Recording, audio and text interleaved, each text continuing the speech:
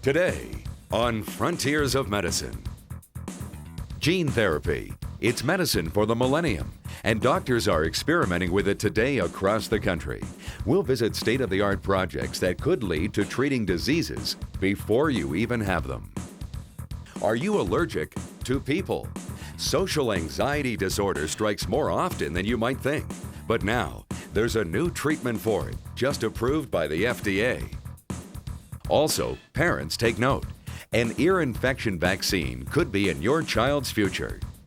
These stories and more from the Frontiers of Medicine.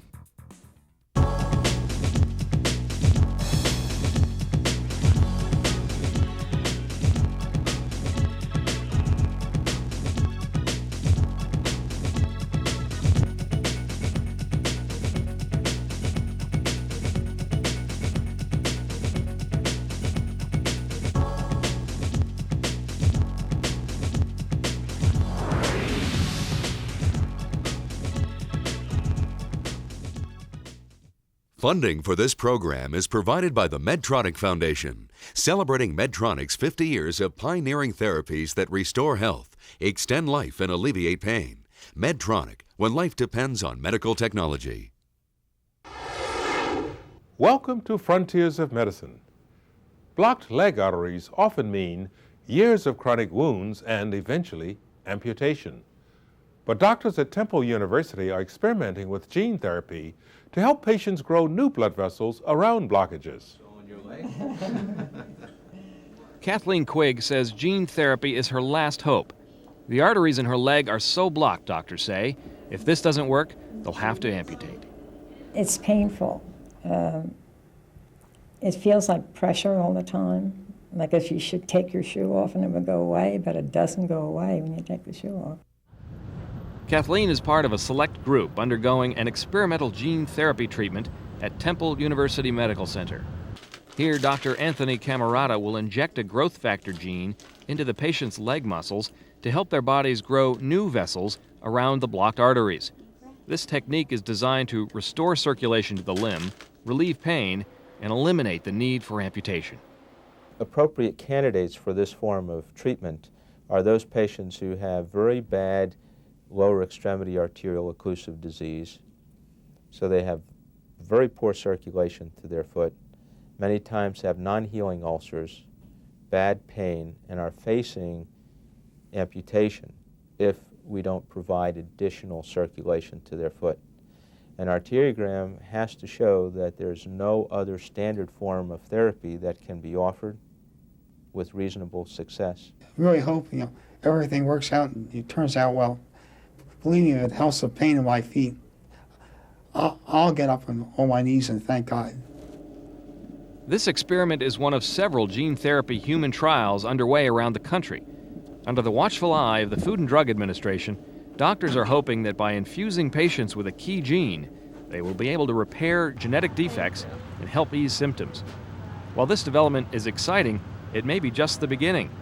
Imagine being able to treat a disease before the patient even has symptoms. From Alzheimer's disease to cancer. Doctors at the International Cell and Gene Therapy Center in Houston, Texas, are hoping to one day treat individual cells in a lab.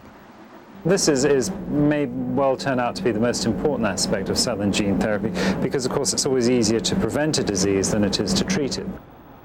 Cell and gene therapy is a way of repairing or basically reprogramming damaged cells and genes. It involves inserting a working gene to compensate for genetic flaws. Earlier this year at Ohio State University Medical Center, Donovan Decker became the first human to receive gene therapy for muscular dystrophy. In an experiment funded by the Muscular Dystrophy Association, doctors injected the top of Decker's foot with genes for needed muscle protein. Decker is missing that protein due to a genetic condition called limb-girdle muscular dystrophy. The condition damages the muscles that stabilize the hips and shoulders. Normally, victims are in a wheelchair by middle age. Decker is the first of 6 people to be injected with the genes in the experiment. Doctors injected his other foot with a placebo. In 6 weeks, they'll take biopsies of the muscles in each foot and compare them. In the meantime, he'll be monitored closely for any negative reactions, including a possible immune response to the genes themselves, to the proteins, or to the virus used to carry the genes. The Cell and Gene Therapy Center in Houston is using their technology to treat recipients of bone marrow transplants. Here, cells are taken from the blood or bone marrow and grown in a lab. Then the desired gene is inserted into the cells using a dead virus. Then the successfully altered genes are picked out, kept in a lab until they multiply, and then put back into the patient. Eventually, the process may help the body heal itself. Well, our hope is that we'll be able to cure a higher percentage of patients, and that's certainly what we're aiming for. Gene therapy has actually been in development around the world for about a decade now. There are only a handful of diseases for which gene therapy has been approved for human trials. Among them are cystic fibrosis, melanoma, brain tumors, AIDS, and now muscular dystrophy. One of the things we can try and do is treat diseases that are at the moment resistant to conventional therapies. Doctors see vast potential for gene therapy. It could not only be used to treat diagnosed patients, but it could theoretically be used someday to treat egg or sperm cells to prevent a disease from being passed to a future generation. Doctors also anticipate using gene therapy as a drug delivery system. For example, during blood vessel surgery, doctors could insert a gene that produces an anticoagulant material to prevent dangerous blood clots from forming. The potential of gene therapy is enormous, and I think only your imagination can limit what you can conceive as where genetic therapy can improve a patient's health. Despite the promise of gene therapy, it's still highly experimental. Researchers are wrestling with the challenges of how to isolate, extract, and deliver genes more accurately. They also want to be sure the altered gene is properly accepted and regulated by the body. The Cell and Gene Therapy Center is a joint project of Baylor College of Medicine, Texas Children's Hospital, and the Methodist Hospital. Doctors here say gene therapy research is where heart disease research was 30 years ago. It may well be the wave of the medical future.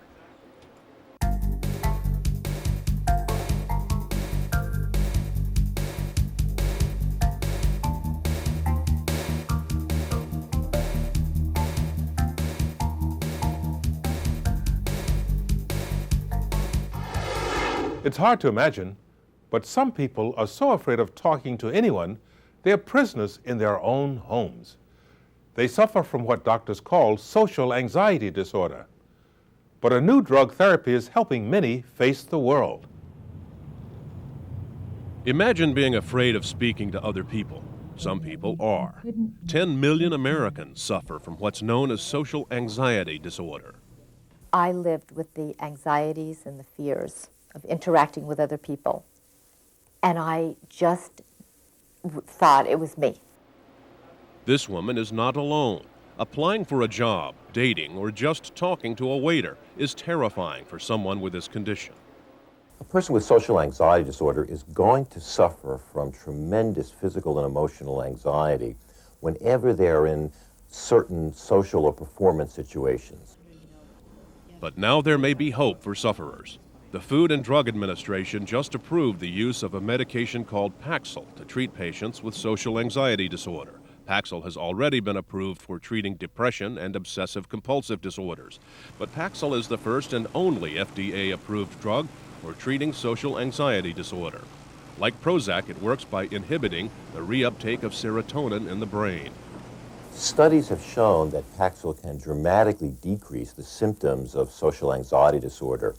And I've seen people taking Paxil be able for the first time to comfortably negotiate business meetings or social events. It's an incredible feeling to go from that fearful victim to a very competent and helpful adult. I'm in control of my life. Social anxiety disorder is the third most common psychological condition behind alcoholism and depression, yet only 5% of sufferers ever seek help. People with social anxiety disorder often don't think of themselves as having a treatable illness, so they don't go and seek treatment. They just think, this is the way I am, this is my personality. Since taking Paxil, this woman has opened her own law firm and finds simple things like asking directions or talking with friends a lot easier.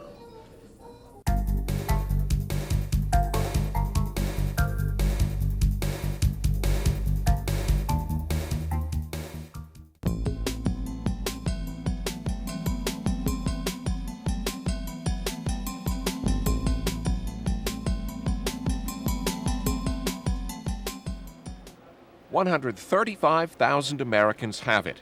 One person in every 2,000 is affected to some degree. It's narcolepsy, a neurological disorder that results in extreme daytime sleepiness. But the symptoms don't end there. Narcolepsy also produces sleep paralysis, the inability to move just after awakening or just after falling asleep, and cataplexy, sudden episodes of muscle weakness that can last from a few seconds to several minutes. After years of research, scientists have identified a gene in dogs that causes narcolepsy, bringing a future cure for humans within reach. Dogs are one of the few species, besides humans, known to develop narcolepsy as a genetic disorder. The gene codes for a receptor called hypocretin 2 allow brain cells to receive signals from other cells. When the gene is defective, it produces a receptor that fails to recognize messages promoting wakefulness. That results in an overwhelming urge to fall asleep. Researchers now know the same gene exists in humans, so naturally the next step will be to pinpoint the exact location on the human genetic landscape. Current narcolepsy treatments, stimulants that have unwanted side effects, alleviate symptoms but don't influence the underlying brain defect. Now, with the identification of this gene, it may be possible to find drugs that work solely on the brain's hypocretin system without side effect. Not only can this discovery help treat narcolepsy, but it may lead to an increase in our understanding of other sleep disorders as well.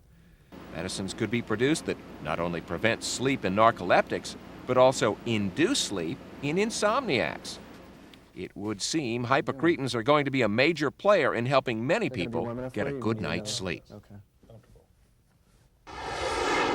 Nearly all children will suffer an ear infection before they are 10 years old. Now, a new vaccine may soon protect children from the bacteria that causes them. An experimental vaccine is showing promise in preventing childhood illnesses like ear infections. This from two recently released studies from the University of Maryland and the Kaiser Permanente Vaccine Study Center. According to these studies, the vaccine produced immunities to all 7 strains of pneumococcal disease, including the common ear infection, sinusitis, pneumonia, and bacterial meningitis. What we found with the study was that the greatest impact of the vaccine are on those children who have repeated ear infections. About 20 or 25% reduction in those kids who get repeated ear infections who may ultimately go on and have tubes put in their ears. Otitis media, or the common ear infection, affects 7 million Americans each year and is the #1 reason for pediatric doctor visits. Nearly 80% of kids will suffer an ear infection by the time they're 3 years old. Usually, they're simply treated with antibiotics. But recently, doctors have been reporting more and more strains that are drug-resistant. What we saw is a 7 or 8% reduction in number of visits. So that'll be 2 million visits to the doctor that won't happen, 2 million prescriptions for antibiotics that won't happen, 2 million children crying at night that won't happen. So the impact of this vaccine is going to be quite significant. If this study yields a real vaccine, doctors estimate it could prevent 65% of simple ear infections and 85% of the more serious strains of pneumococcal disease, including bacterial meningitis. Worldwide, more than 1 million children under 5 years of age die each year from some strain of pneumococcal disease.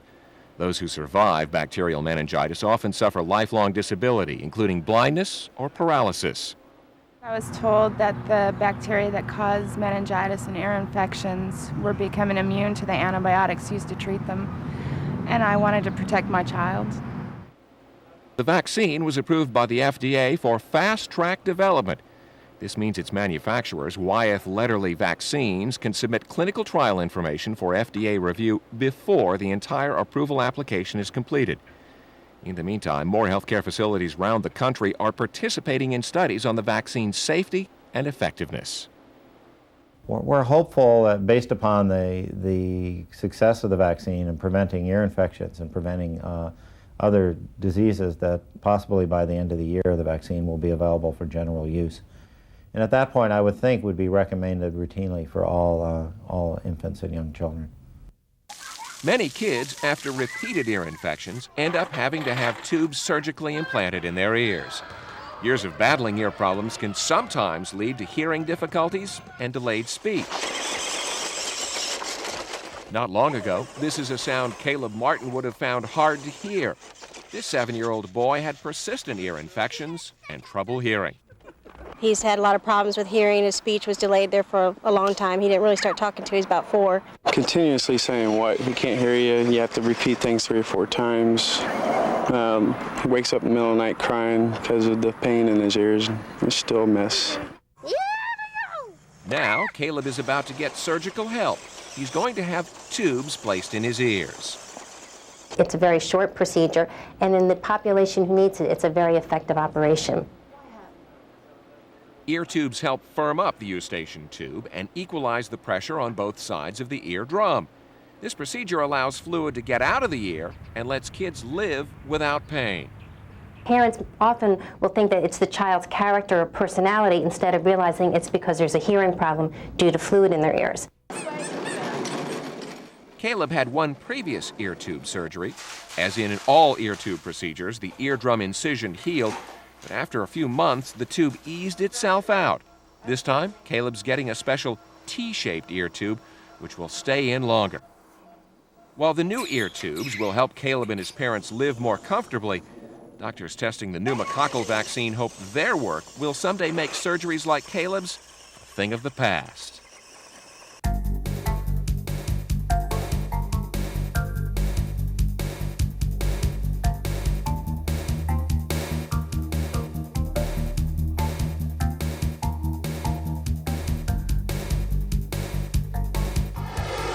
The best defense against breast cancer is early detection. A new laser mammography may prove to be an important weapon in that fight. Mammograms. The word strikes fear in the hearts of many women. First, there's the procedure itself, which many women find painful and humiliating. The traditional mammogram requires the breast to be squeezed and compressed, causing patients discomfort. 40% of women who have a mammogram never go back to get tested again. The squeezing discomfort in the machine is really uncomfortable. It's a little embarrassing. I had one today, this morning. No, I haven't had one since. There's some discomfort, especially if you're not wise in terms of the time of the month that you go to have your exam. It can be a little painful. It's not really a pleasant experience. Traditional mammograms are also not foolproof, especially for women with small breasts, dense breasts, or augmented breasts. And once the mammogram is complete, there often is the nerve-wracking wait for cysts and lumps to be biopsied. But now, thanks to new technology, researchers are seeing mammograms in a whole new light, beams of light to be exact. Pulsating lasers that are more exact make a breast exam relatively painless and may end the agonizing wait for many test results. In short, this new technology could make traditional mammography obsolete. This new imaging system is in development and currently in the second phase of FDA clinical testing, meaning it's one step away from approval. It's called CT laser mammography, and it uses the latest in sophisticated laser technology to make mammograms less painful and more accurate. Richard Grable developed the system. Most other techniques have tried everything from X-ray to sound waves to magnetic waves, microwaves. Didn't leave much portion of the spectrum to use except light. We can use light in ways that it was not possible even 3 years ago. So now we have a non-X-ray source that can give us a good, clear image of what's going on inside the body. Here's how the CT laser mammography works. During the examination, the patient lies face down with one breast freely suspended through a pocket in the examining table. Beams of light rotate around the breast, gathering information to give doctors a three-dimensional cross-section analysis. Sophisticated lasers are then teamed with advanced mathematical equations called algorithms. The algorithms make it possible to take raw data received from the laser and transform it into a highly detailed picture of the breast. Its makers say the image produced is more accurate and easier to read than traditional X-ray mammography.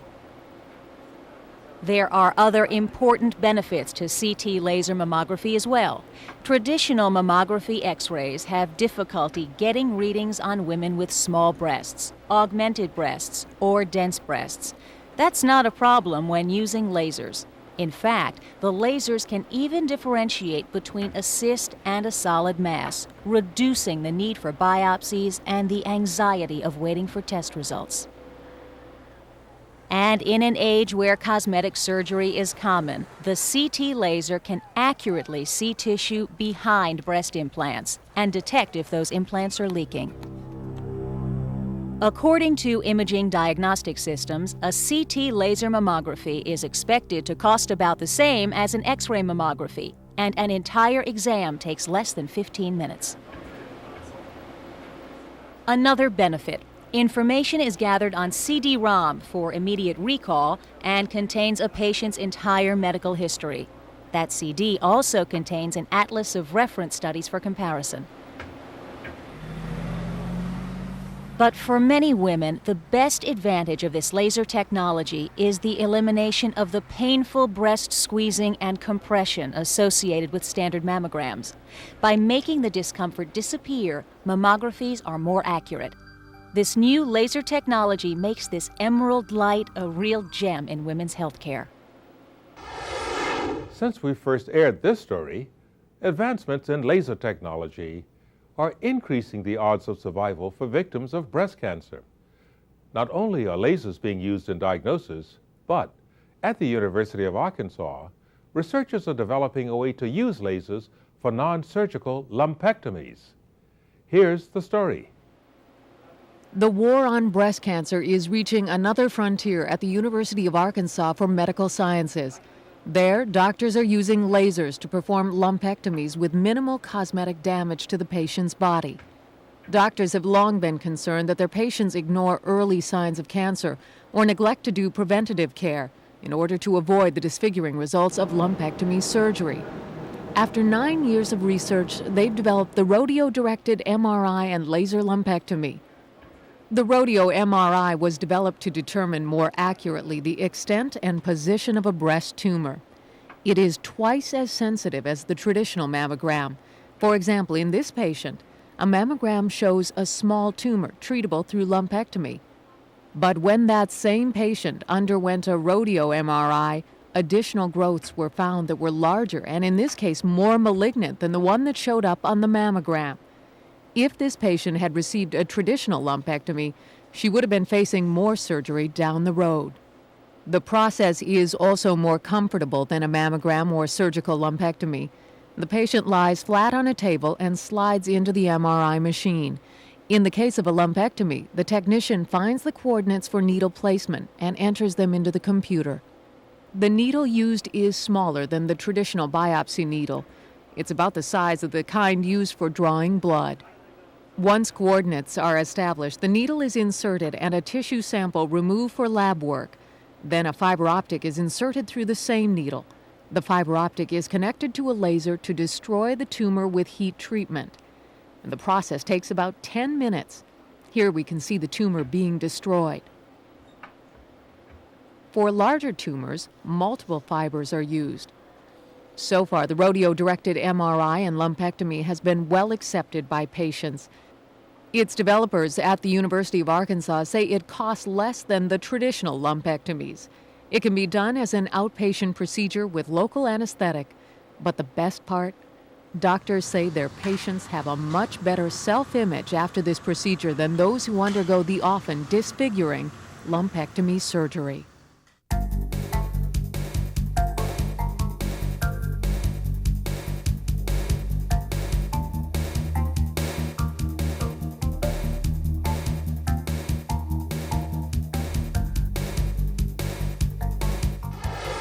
Remember, the more information you have, the better healthcare consumer you'll be.